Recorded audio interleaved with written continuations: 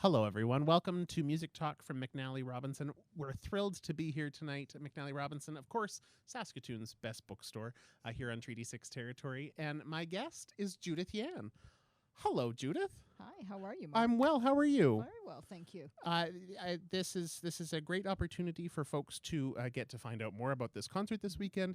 But also, if you're watching at home, either on Facebook Live or on YouTube, you can ask questions in the chat box, and they magically, through magic elves, get sent directly here to my chair, so that we're able to ask them for you. And so make sure you add your questions into the chat as we go. Mm-hmm. This is your first time in Saskatoon. Yes, it is. How you've been here a few days now. You're enjoying it. You're doing lots of running around on the riverbank. Yes, I'm loving it. I'm loving the food. Well, we do have a lot of great restaurants. Yes, and just blown away by the amount of public art, the statues, and I can't wait. Actually, tomorrow I'm going to try and see if I can sneak a little bit of time to go and see your world famous. The gallery, yes. Yeah, do. Yeah, it'll be a good afternoon for that. Wednesday will be good. So. Tell us a little bit about yourself. It's funny. I feel like I know you very well because we've been working hilariously. We've been working on a concert together now for like what seems like ages, but it's been I don't even remember. It was because originally you were supposed to be here in November of 2020. That's correct. To do ballet suites. We had Swan Lake. Yes. And Sleeping Beauty. That's right. And Sibelius Violin Concerto. That's correct. And then and then everything went out the window. Right. And now we have completely different time, but it worked very well to have you back here for this concert. Tell us a little bit about yourself. You are you jet set all around the world normally when there's not travel restrictions to conduct ballet, opera, symphony. What's it like to get to immerse yourself inside? Coming to conduct a symphony is one thing. You're somewhere for a week. Right. You get to know people but like when you do ballet or when you do opera, you're there for a month or more. What's it like to immerse yourself into a culture like that? Oh, particularly with ballet companies and opera companies, you have this sort of long-standing relationship with them. Like, for example, with Hong Kong and in Australia, it's years. With Hong Kong, I think it was like 10 years, 10-year relationship. So in a funny way, it's kind of it's like, I think for musicians who travel a lot, like our coworkers are, the cubicle is often thousands of miles away. And we really do look forward to being able to say, hey, how are you? Like, how are your kids? Like things like that I think most people are so fortunate that they take for granted that they can have that kind of relationship on a day-to-day basis with their coworkers. But we really look forward to it. Yeah. Yeah. We'll get back to. I have more ballet opera related questions later in my mind, so we'll get back to that. You're here this week. We're so thrilled to have you be part of our Reimagine 90th season, and I remember we spent the fall kicking around ideas because we couldn't actually plan anything because we didn't know yet what the pandemic was going to look like. Right. So I remember in January talking about everything this year has been about travel. We've been all these different travel locations. And I remember going, okay, well, what about an open ocean cruise? Which there's a little bit of humor in that because, of course, cruises right now are not. Right, that's right. I'm trying to find a nicer way to say that. Yes. But cruises are a complicating issue right now. Right. But you built this program with so much thought and detail that we get to dive into this week with the orchestra. What was your inspiration for the whole concept? Well, actually, the idea was yours. It was absolutely brilliant. Absolutely, it was brilliant. And then we thought, well, but if we're doing a cruise, like what kind of cruise? And then I think it was a couple days after that they announced like a lot of banning of cruises, or cruises are put on hiatus for a while. Then I think we discussed that perhaps modern day cruises would not be the most appropriate. Yeah, and you purposefully set this kind of back in the golden era in the 1930s. Right. Was there a reason for that?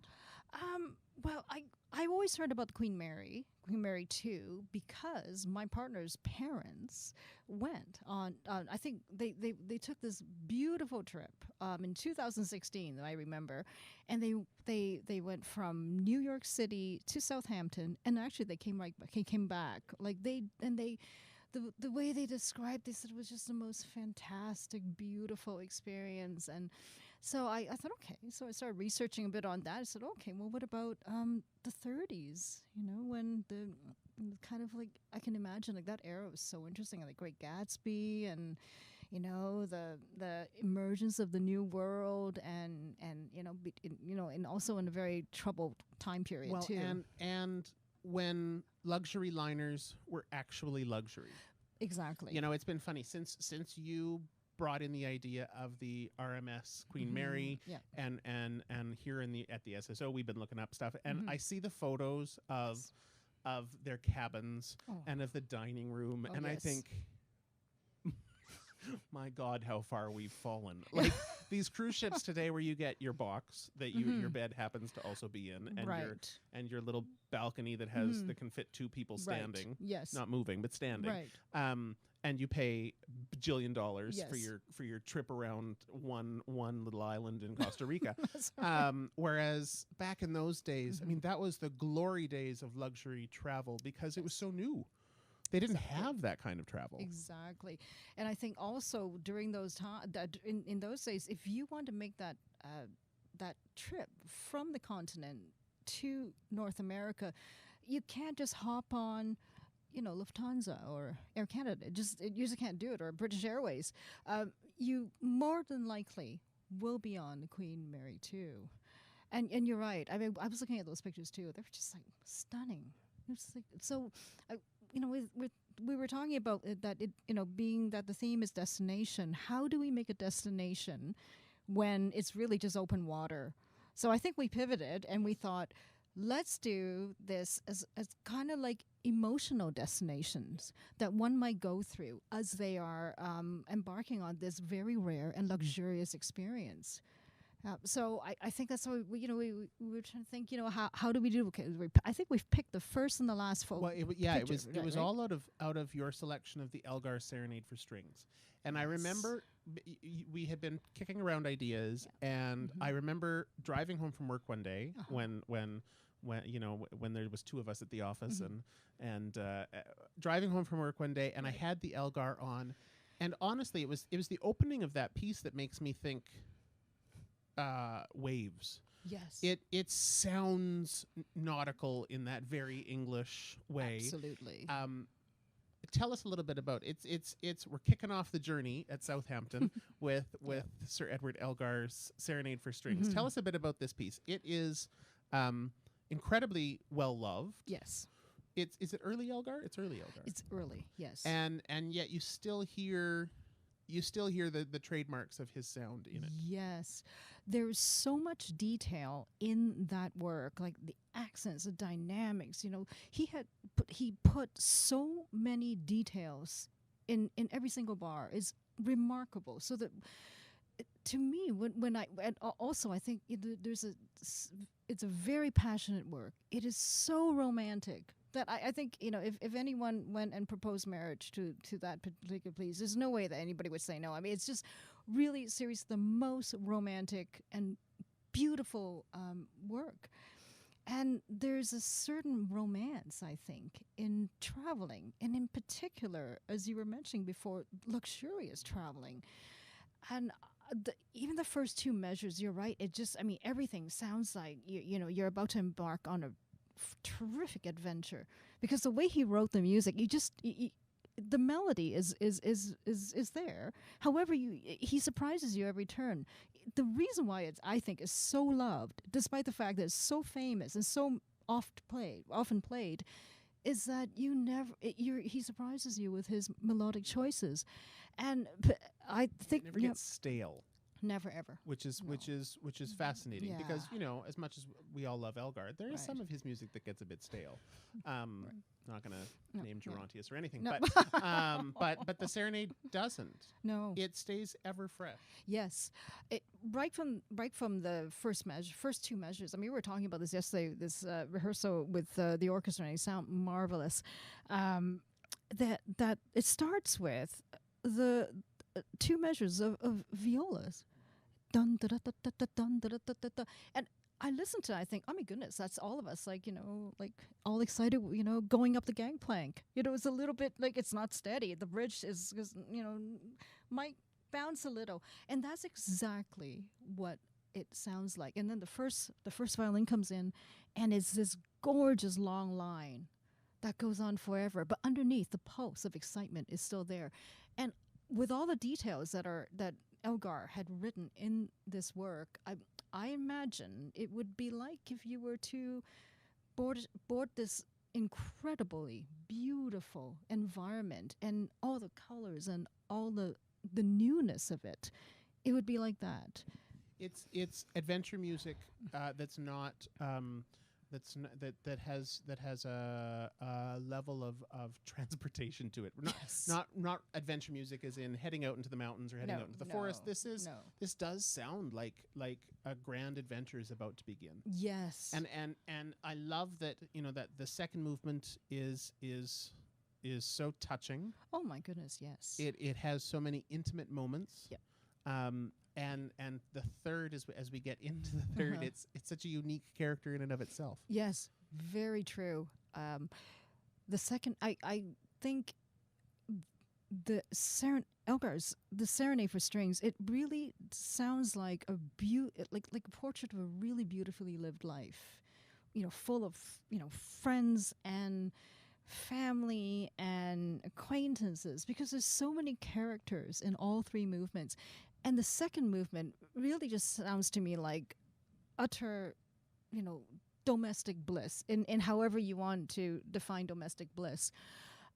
It's suddenly calm, but it's so, with these surges of feelings and passion that has to be brought down because it's too overwhelming. And I find that movement so sublime. Yeah. Yeah, and then in the third, he brings back that main theme again, exactly. which is a technique great composers have been using for years, but it still feels a bit surprising when he does it. Yes. And I think that is one of the marvels of this work. Yes, I agree with you. Yeah, it's very cool. From Southampton, yes, we hit the open ocean. That's right.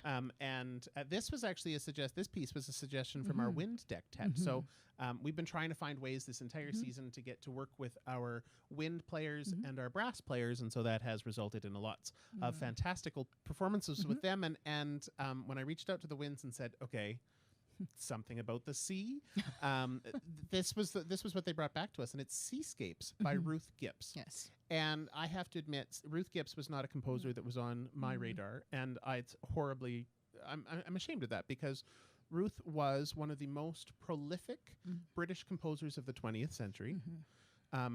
She wrote, I believe there are 5 symphonies, 7 concertos, countless chamber works, songs, piano pieces. She was a conductor, composer, concert oboist, concert pianist, educator.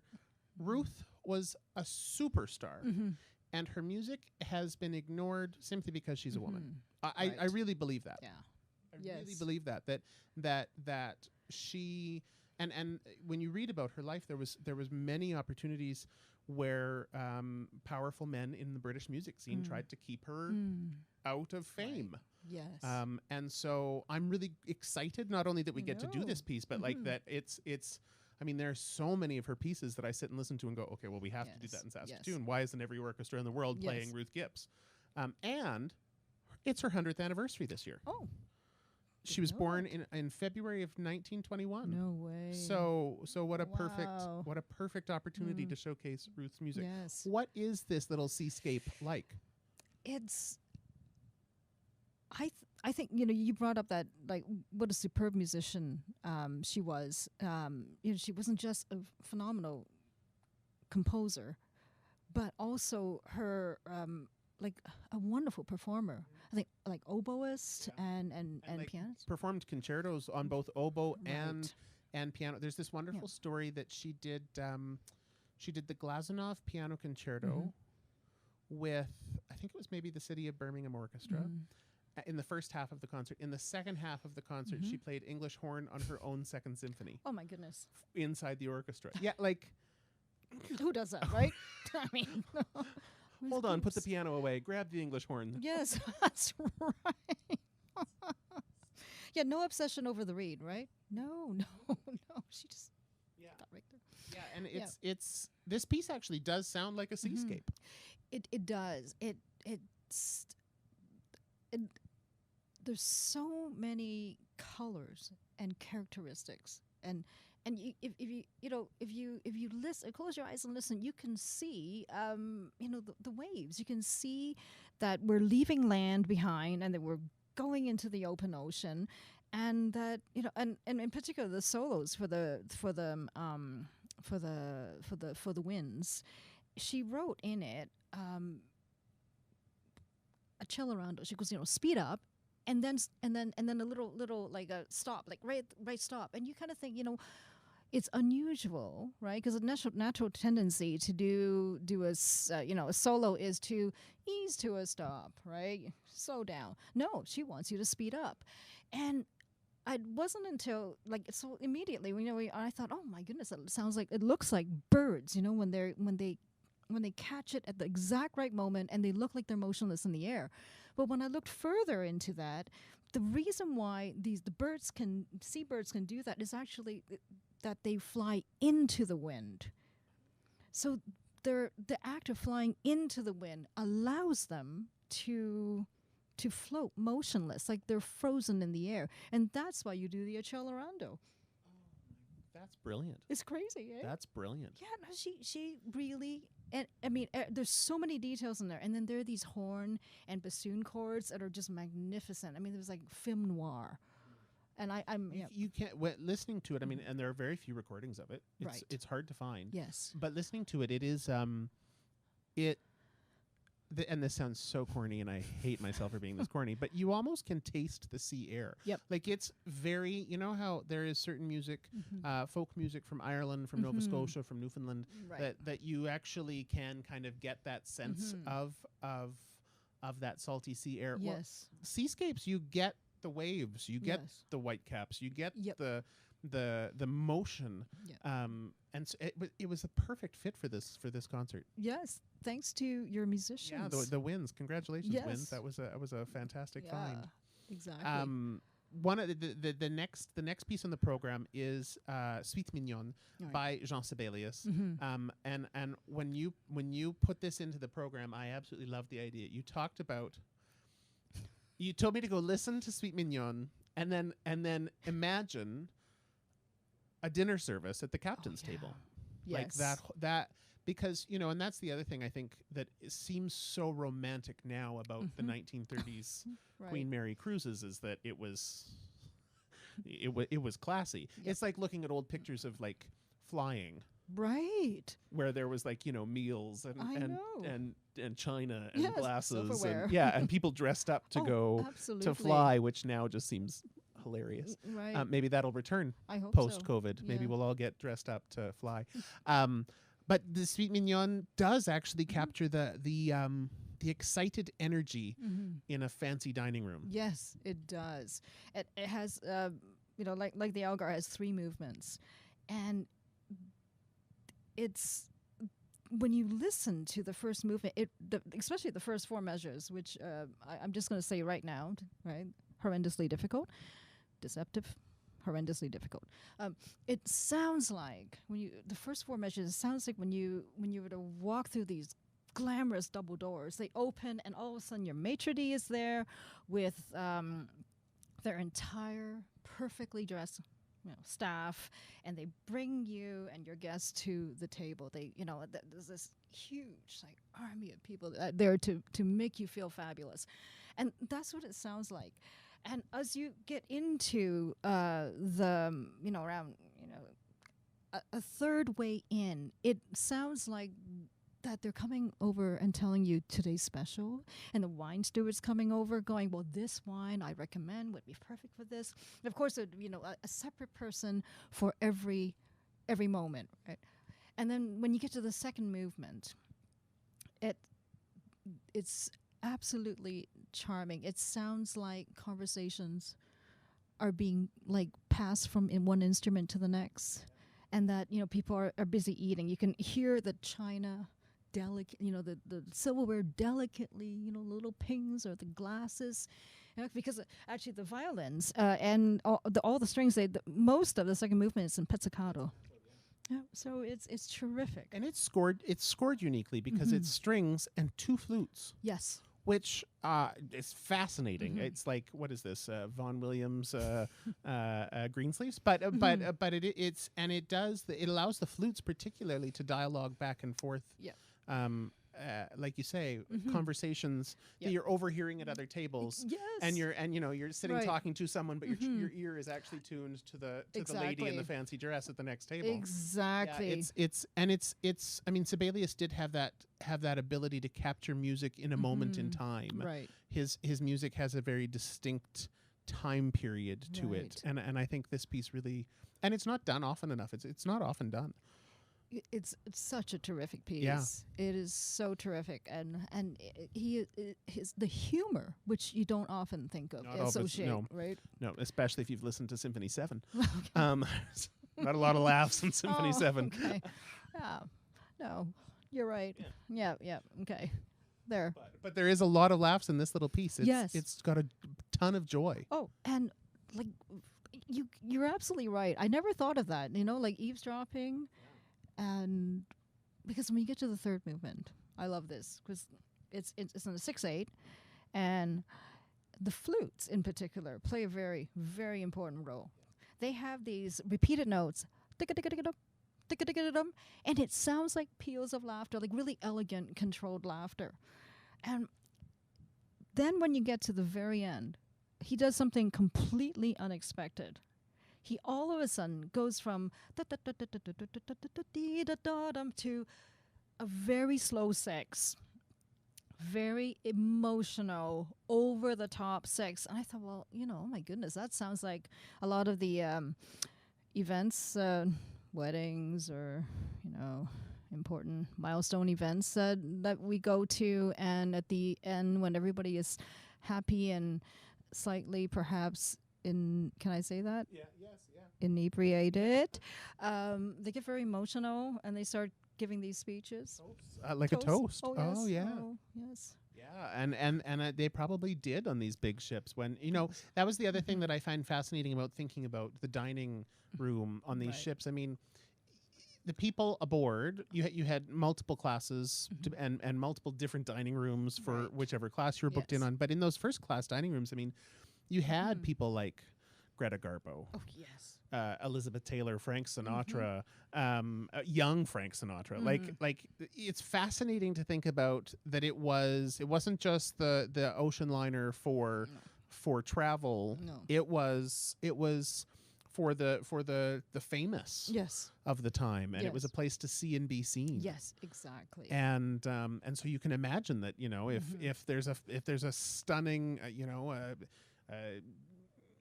actress in the room, that the captain would get up and toast Elizabeth Taylor. Yes, exactly. It's pretty fascinating. From dinner, we move like all good cruise ships into the ballroom. That's right. And I love the little twinge of color here because you used Shostakovich, the Jazz Waltz, which has so much history to it, has so much political history to it, has so much. It's so damn fashionable. Yes. It's like even today, it's still as stunning as it was then in its style. Oh, completely. And it captures that moment Yes. in those important ballrooms where the style of the people in them was so particular. Right. You know, I mean, I was thinking about that when you first pitched it. I was like, you know, that it's so true because now you go to a ballroom now, and the style is all over the place. But in the 1930s, 1940s, I mean, style was so changing. Yes. And everyone in the room had to be fashionable. Oh, completely. Yeah, everybody was an A-lister in that ballroom. And also, I think in the 30s, it was an interesting period of time. I think for it, for the emergence of jazz and the emergence of this fascination with North America, with the New World, so to speak. So much so that there were certain governments that tried to ban the saxophone. Yeah, so it's the sound of the Americas. Exactly, and that kind of music is it's too much. It invites too much thought or freedom. Now, I think so. It was interesting that as we are sailing from the European continent to the New World, that I imagine, if you're, I think they had international waters back then, right? So once you get into international waters, you can play whatever kind of music you would like, including wonderful including jazz. Shostakovich doing jazz. And I mean that it's a perfect example of it because he was so oppressed by his home country. Yes. And this piece in particular took a massive beating. So it is so danceable. You can hear the visual of the ballroom, the dresses sweeping across the floor. Absolutely. And at the same time, you can also see two gorgeous, elegantly dressed people standing by the bar, just watching. Yeah, with their cigarette holder, the long, That's right. Yeah, drinking their martini. That's right. Yeah. We stay in the ballroom for the next piece, which is the Valse Triste by Sibelius again. Not as happy as his first piece. No. As that sweet Mignonne, it's not got that humor and joy. The Valse Triste has a sad story to it, but it is a beautiful piece of music, a really stunning waltz that may well actually have been played by the band aboard. Yes. It's that time period. It's beautiful. Yeah, it is. Incredible tune. And when we're first looking at Valse Triste, there are these sudden tempo changes in there. They were so unusual. And actually, he never wrote in some of the tempo changes. They're just, I guess, traditional. And so when we looked further into who did he write it for, we found it was for a play called Kuolema and by Arvid Jarnevelt. I'm so sorry. So close, I think. Yeah, I don't remember, but it was about. There's a lot. There's a J and an E and an R and I hope I got 6 out of 10 for that. Okay. We apologize to everyone who's finished watching at home. I rolled the R. I hope that was okay. Yeah. Beautiful play, but the subject matter. Should I talk about? Okay, the subject matter. The play is so sad, and the music that Sibelius wrote was for a particular moment in the play. I believe it's in the first act, and so in the first act it opens is in a dark room, and there are two people in this room. A young boy sitting at the bedside of his mother, who is nearing the end of her life. She was very ill. And as she neared the end of her life, she started to hallucinate.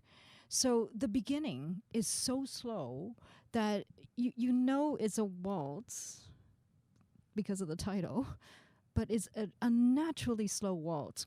And all of a sudden, there's a military waltz that comes in out of nowhere, and the tempo picks up. And that is when when she starts to hallucinate, and these ghostly dancers come in, and the whole entire room or the house changes, like Wizard of Oz, right? All of a sudden, into this incredible ballroom, and these ghostly dancers are dancing and dancing, and she's trying to catch their eye, and they won't give her, they won't look at her, and she, all of a sudden, the music goes back to the original slow theme, and it's like she's pulled suddenly back into this room with her young son. And at the and then she goes back into this hallucination. And when that second time happens, it gets faster and faster and wilder until it comes to a crashing halt. And it's interesting because your wonderful timpanist, Daryl, I'm so grateful that Mark was willing to engage him, because he plays just one note. I mean, it's repeated, but it's one note. It's repeated for quite a while. Yeah, yeah. Like measures. 20 some measures. Yeah. Yeah. Yeah. But it's just the one. Just the one note. And how perfect, because yesterday we did a rehearsal with only the strings, and when it gets there, I realized, my goodness, like, yeah, without the timpani it doesn't work. It doesn't work at all, because with the timpani, all of a sudden it actually sounds like crashing waves. Like it does. And actually even the differences in tempos within the piece remind me of, I mean, boats are not smooth on the open ocean, right. Like your Caribbean cruise can be pretty smooth, but across the Atlantic, that's rough water. Right. And in a ballroom, it's not all one tempo, because all of a sudden the waves are moving us. And I get that in this piece. It's that sensation of not everything is going to be exactly as you think it's going to be. Exactly. And the tempo change, it just can happen completely unexpected. Yeah, that's good. Very cool. Yeah. I joke that it's the first ground excursion. You know how on cruises nowadays, I don't think the Queen Mary did excursions, but nowadays you stop and you get off at port and you get to go and buy your knick-knack. And this was a great find that the essays on Newfoundland themes by Kenneth Peacock, and you spend a lot of time in Newfoundland because you are the music director of Opera on the Avalon. Yes. And I think it's so great. I realize I'm pronouncing Newfoundland wrong, and my Newfoundland friends would be very upset that I said Newfoundland. No, you did right. Did I? Yes. Earlier in the show I did not. Oh, okay. No, I can hear Shannon telling me I'm just wrong. But I think it was so important to include this piece, but also because it does actually capture Newfoundland quite well. Yes. Absolutely. Now, I again, this is another piece I cannot claim credit. This is all Mark Turner. He found it. I found that one. That was a trickier. When I first said to you, well, let's find something maritime. It'll be easy. It's not as easy as I thought it would be. No. And so I'm telling all my colleagues out in the Maritimes, commission more music for your orchestras, please, because it was hard to find something maritime related. Yes, actually, I think this whole program took us about 3-4 months to put together. It was very challenging, and the Kenneth Peacock was an incredible find. I don't think it's published. No, outside of no. Right? It is fantastic. There's no recording of it. Well, I mean, there's a grant recording of it. Yeah, that's right. Available through the Canadian Music Centre, but there isn't actually a commercial recording of it. No, there isn't. We're looking at the score, and it sounds like, and actually from the grant recording as well, they did a good job. It sounds like the land, like the cliffs, like from the water, just all of a sudden soaring into the air, and certainly Newfoundland and St. John's, all of Newfoundland, like it's just like one of my favorite places. I'm so sad I didn't get to go. I've gone every summer for probably the last 10-12 years, and this last summer I couldn't, but there are elements in that music which really brings to mind the character of Newfoundland, which is so special. And every time we go to spend time there, I think, you feel like as you're walking up and down the street that around the corner something magical is going to happen. Not quite sure what, and I'm not one of those people who believe in stuff like that, but somehow when I go there, I believe.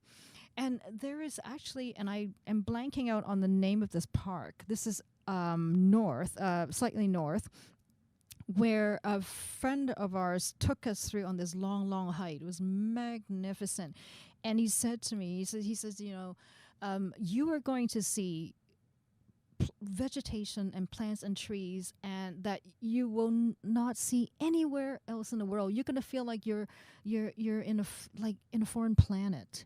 And he was right.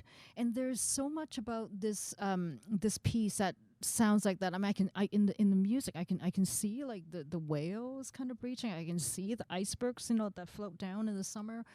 I can see the specialness of the place and the people who are really wonderful. So yeah, it's a great piece, and I'm really thrilled we get to play it. It's one of those Canadian pieces that I think needs to get played more. Yes. And so hopefully it does. We end our journey where the Queen Mary ended her journey almost every single time, which is in New York. Yes. And this was a piece you had chosen early on, was Quiet City. I find it interesting that both the Valse Triste and the Quiet City come from incidental music for plays. Correct. Both plays were unsuccessful and closed within a week. And both plays, the incidental music became much more famous than the plays themselves. Yes. You know, no one remembers the play Quiet City. No. But tons of people. I mean, it's one of Copland's great hits. Yes. I find it so fascinating that it's called Quiet City and it's about New York, because there's nothing quiet about New York. No, that's right. Except for the character within this play who found a sense of quiet or uncomfortableness in his new world. Yes. And Copland captures that so well, and it's you know, uniquely scored strings, English horn and trumpet. The English horn is the wistful remembrance, I guess. Yes, that's right. And the trumpet represents his brother. Yes. The main character's brother. What is it about Quiet City that speaks to you? Well, I think when we first was trying to plan this program, I think those are the first two pieces we picked were the departure and the arrival. So the arrival was Quiet City. We tried to find, you know, and of course, you know, American composers. So Copland, of course, came to mind, and also that was during the time when a lot of our you know, friends and colleagues were really, you know, suffering in New York City. Particularly in New York. Yes. Yeah. And so I think partially we felt it has to be a very meaningful piece that's a tribute to you know, the suffering and the lives lost and you know and well, yeah. and for us, I mean, you and I have talked about this. And I think I've talked about this with every single one of my music friends. The artistic life lost in New York. You know, we don't know how some of those institutions that are New York but actually belong to the world. Yes. We don't know how they're going to recover from this, because right now we see no end in sight to New York reopening. You know, they're starting to do indoor performances with a handful of people, but you can't sustain the New York Philharmonic. No. You cannot sustain Carnegie Hall. You can't sustain the Metropolitan Opera on 100 people in the audience. Right. And so, weirdly, one of the most vibrant, exciting musical cities in the entire world is currently a Quiet City. Absolutely. And during that time, too, we were all, there was so much, like, there were so many pictures of Venice, Paris, London, New York, that were completely empty of people. Like, I asked my mom, I said, you know, was the war, you know, the Second World War, was it worse? And she says, well, this is more challenging in a way. She says, you know, you can't see anyone. And that, you know, so the thought of an entire, like, cities everywhere being completely empty, I don't think any of us in our lifetime thought we would ever see that. There's no way. And in in the play itself, the central character, it was written in a moment when the central character who stood in the middle of in Central Park in the middle of the night, and when it was just strangely quiet, because that never happens. Not even in the middle of the night. No, but somehow that happened that day, I guess, or that evening. And he, as you said, he heard this trumpet playing, and he's filled with this incredible sense of loss, and because he had to, in the play he had to give up a lot in order to achieve the American dream. Yeah, and actually I was thinking about this earlier today, about the fact that, we think of these adventures that people took coming to America as the great American hope or the great American dream, but boats that brought people to North America brought a great deal of sadness, a great deal of loss of family connections. Right.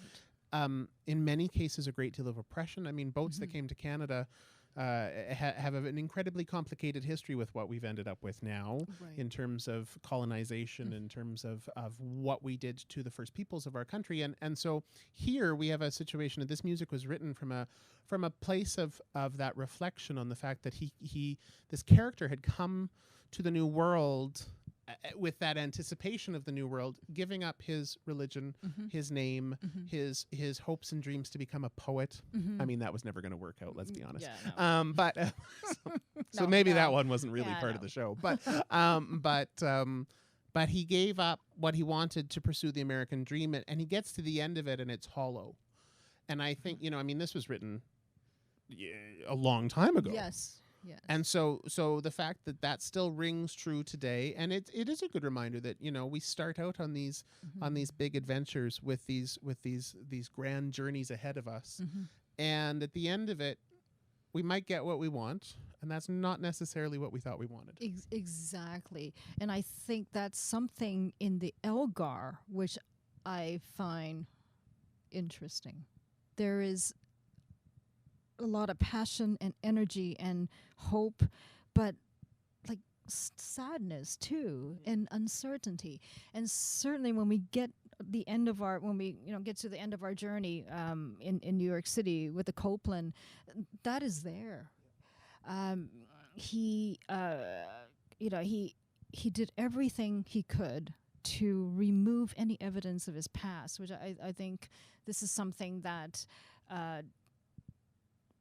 whether you're an immigrant or not, or however, maybe your family came over 4 generations ago, or you're the first generation, that is something that we all sometimes have to do, right? You have to shut down certain part of yourself in order to achieve what you need to achieve.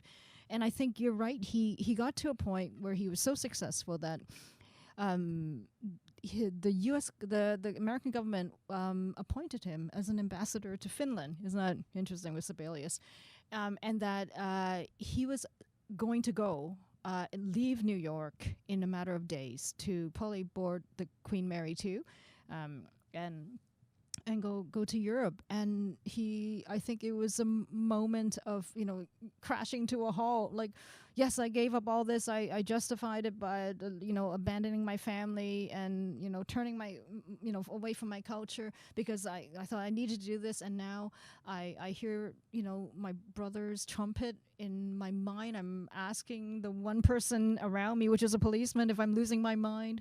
I hear the English horn, and there are moments in this short gorgeous 10-minute piece that is so heartbreaking. Yeah, and charming and nostalgic, yes, and everything, exactly. All the hallmarks of Copeland. Yes. I think this is one of the more intriguing programs that I've ever had the chance to produce, because there is so much backstory to all of the choices on it, and so many ties, so many hidden threads throughout this program. So I'm really excited for people to hear it. I'm really excited for the orchestra to play it, because there's so much depth to it. So we'll start getting questions now from folks online. So please feel free to type your questions in the chat. While they're doing that, favorite ballet? Oh, that's tough. If she says Nutcracker, no, this whole thing is done. Concert off. Swan Lake or Sleeping Beauty, because the music is so spectacular. I just had the most hilarious texting with a colleague in Australia. We're talking about, she says, I can't believe, those two ballets we did together. I still have nightmares about those solos. And, of course, she played them flawlessly. She was, Semra is incredible. The music is great. The stories are, they're great. It's ballet. Yeah, it's ballet, right? Okay. Story. Yeah. Boy meets girl, boy betrays girl. Somebody dies. There's a guy in a and- mouse suit. It's very confusing. Yeah. Exactly. And then ghostly And then dancers. swans. Yeah, yeah. swans. And well, you fall in love with a swan. Anyway. So, yeah, the music's great. And choreography is fantastic. And that's we'll have to have you once we're back to big orchestras. We have to have you back to do those two ballet suites because they're so stunning. And they're so beautiful. It's been a long time since either of them have been played in Saskatoon, so it was going to be a really, really exciting concert. So that's okay. Favorite opera? That's hard. Oh, that's really difficult. I love Puccini. I mean, too much. Okay, there are too many. Okay. I'll start earlier on. Idomeneo, Mozart, phenomenal. I mean, who on earth starts an entire movement? Act. See, I'm in symphonic world now. An act with an accompanied recit with Elia, singing to herself. I mean, and the trios are unbelievable. I mean, it's such a great opera. Love that opera. Rake's Progress. Oh my gosh, that's right. We had a long conversation. We about both it. love Rake's Progress. Yeah, such a great opera. Yeah, and it's so rarely done nowadays. that's too bad. It is too bad. Yeah. Because it contains No Word from Tom, which is one of the most stunning works of art, and I love Here I Stand. Oh yes. When sung well, you totally get. You totally buy into the whole energy of Tom. It's a fantastic piece. Exactly. Yeah. No, I completely agree with you. I have to say I love Rape of Lucretia. Also a phenomenal Yeah. opera. Britain. Yeah. I mean, the words alone, incredible. I can't help but love Bohème. I can't help It's it. a great opera. It's so perfectly written, and also Butterfly. I know it may be a little more controversial now, right? That you True. Yes. but I think the great thing about opera is that it can transcend race. Or it's not really always about race. It's about relationship. I mean, you don't have to make Butterfly, like Japanese. Japanese. She right? doesn't. It's the same argument. I feel some of the best performances of Verdi's Othello that I have seen were not based on the race of the main character, Right. because it doesn't actually matter. No. Because the character is so well drawn and created and vocally designed Yes. that you can enjoy that with your eyes closed. It's a compelling narrative that can actually be done in a modern society and removing Yes. the tastelessness of the past. Yes, exactly. I mean, my gosh, like the end of the first act when he says un bacio, un altro bacio. I mean, it was unbelievable. I mean, I don't think I've ever heard anything so, like, how is it that two words can speak so much and so romantic? It's beyond romantic. I mean, the pain of his real, is all there, right? The joy and two words and aided by this incredible orchestration. Yeah. There's a great question that's come in. How does conducting a ballet or an opera differ from conducting the orchestral concert? Now, I'm going to show my bias. I think folks who conduct ballet are you have your own class of human, because there is nothing more terrifying than the pit in a ballet. No. Nothing. Like people talk about the harrowing acts of playing Rite of Spring and that sort of thing. Yeah, great, hard. Yeah, sure. No. And opera, your 7 hours of Wagner. Yeah, great. hard. But there is nothing more terrifying than the steely glaze of a ballerina who is conscious that you are not the tempo she asked. Oh, yes. Because you've got the best seat in the house, right? You could see the whites of their eyes as they're glaring at you. But on the flip side, because there's so many elements you have to control, right? In most of the ballets, you need 70 people to play. So you're controlling 70 people in a massive pit. And then you've got all this they have to pay attention to. But it's not only just the dances, but I think there was one time a set did not, it was just like not quite coming in. And I thought, oh my goodness, slow it down. We have to slow down. Okay, yeah, got it. Okay, and back in business, right? And there are times when you just think, wow, she's having a fast night. He's having a slow night. So I credit with my father encouraged me, I can't believe I'm going to say this, to play video games as a child. Hand-eye coronation, right? And it really is like playing the most terrifying video game with, it's absolutely terrifying. And I also had this one experience where the lights in the pit, I'm not kidding, went out one section at a time. And it was for West Side Story Suite, and it was cool, where you can't fake, right? There's no memorizing cool. I'm sorry, right? It's made to sound like it's an improv. So I mean, when we get to that particular cool, we're always like going, okay, 1, 2, 3, play, 1, 2, play, right? I mean, you're and then the special over me just went. And 3 seconds, and we were all going, okay, fake it. And then the lights, we thought, okay, we are half a second away from it being over, done. We're going to have to come to a collapse. Immediately, every single light went back on in the pit. I don't know how that happened, which is nice, except we were basically playing blind, and we couldn't count. And so we didn't know where the heck we were. So I just gave the biggest downbeat ever, hoping that we all magically picked the same place, and I don't know how we did it. We got back on track. And after that number, after cool is America. It was the fastest America ever. Yeah, it was, but yeah, because we're all like this. Yeah, so yeah, ballet is difficult. Is you're always paying attention. There's never a moment that you could just kind of go, oh, I'm just gonna chill out and enjoy myself. Particularly with Sleeping Beauty, right? It's very long, okay? And when he kisses her and she wakes up, everybody thinks, yay, it's over. And it's like, no, there's the wedding, okay? And that's the most difficult part, because it's like one variation after the next, right? You got the cat who has to pay homage. You've got the birds who have to pay homage. And every single one of these variations are very, very hard. Yeah. Yeah, it's a great ballet, and like you say, long. And long. Long. It's very long. It's very long. It's very long. Do you have a favorite orchestral work to conduct? Oh gosh. Oh my. Where do I begin? Oh. Okay, I love Rite of Spring. And you are right. It just, once it's done, it just goes, right? You just get it's so well written. It's just so well written. Exactly. Yeah.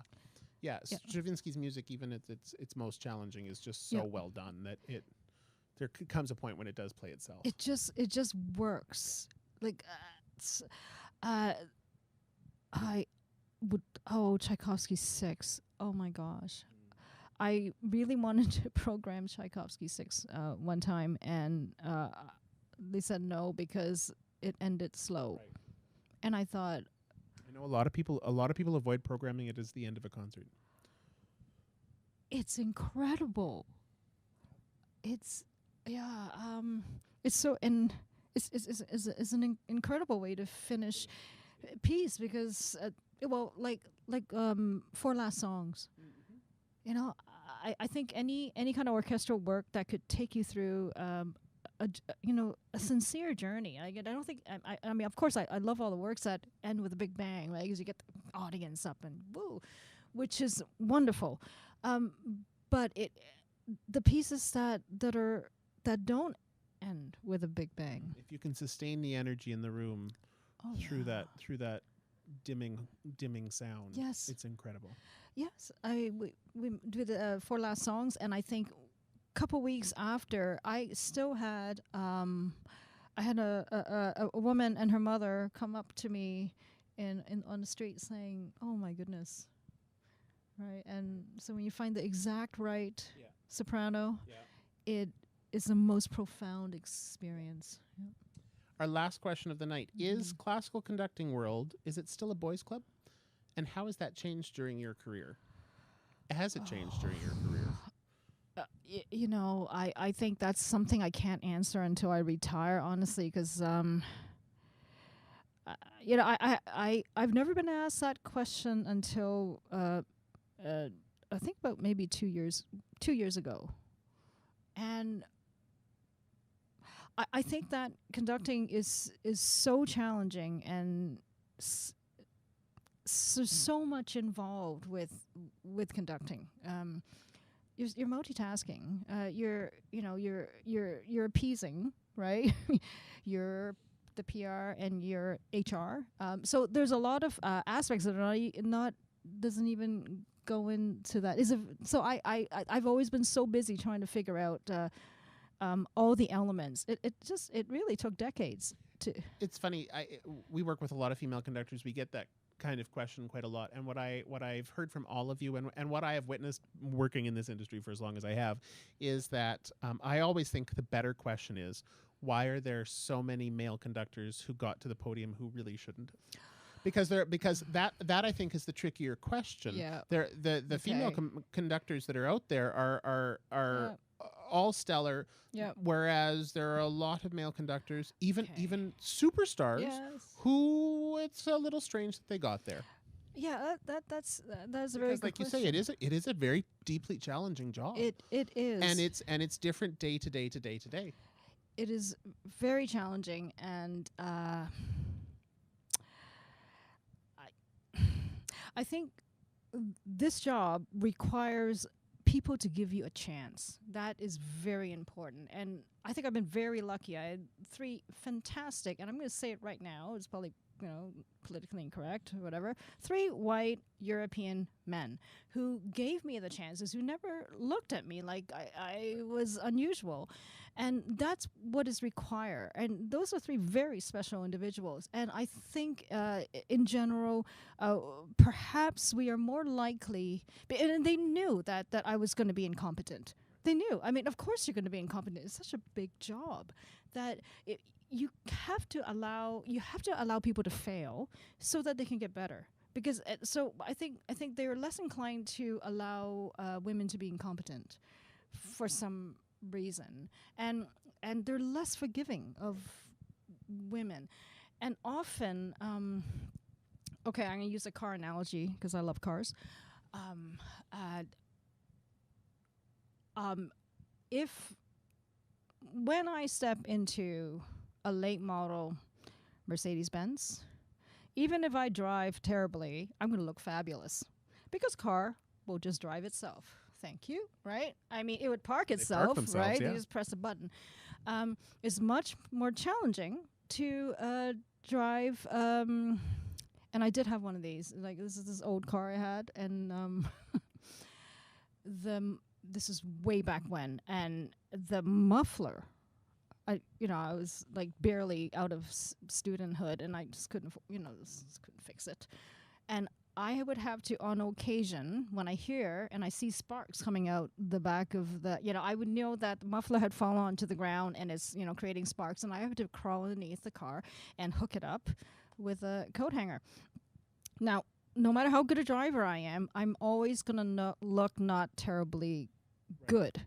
So that's the other aspect of it, too. If you give, it requires someone extremely competent to look great driving a car that doesn't have all the bells and whistles, but all the passengers feel safer in a car that does have all those bells and whistles. Exactly. Exactly. Yeah, that's a wonderful analogy. Yeah. Thank you so much for being here, Judith. Ooh. We're so grateful to have you here this week. Can I say one? You quick have one more. thing? You have one more thing. Yeah. I just have one quick thing. That's something we were talking about in the 1930s and why we chose 1930 instead of a present day cruise. We did mention that at the time after, very soon after we were. Cruises were banned, and also we were very sensitive to the plights of seafarers who were stranded on these ships, on cargo ships for years, and some of them still apparently, and I found this out from a friend who still can't leave. So meanwhile, I mean, we are suffering, right? But we are able to almost have a normal life. We have shopping. We can get all our supplies, and it's we're not stuck in a cruise ship. No, I know. So Yeah. thank you so much for being pleasure. here. It's an absolute pleasure. Next time you're in Saskatoon, bring Mex, the dog, so that the SSO audience can fall in love with him the way that we have. Thank you so much for being here. Thank you for joining us. A huge thanks to Rachel and everyone here at McNally Robinson. Please come shop at McNally Robinson. Supporting the local businesses that make our city great is something that is so essential right now. Thank you so much. Have a great night.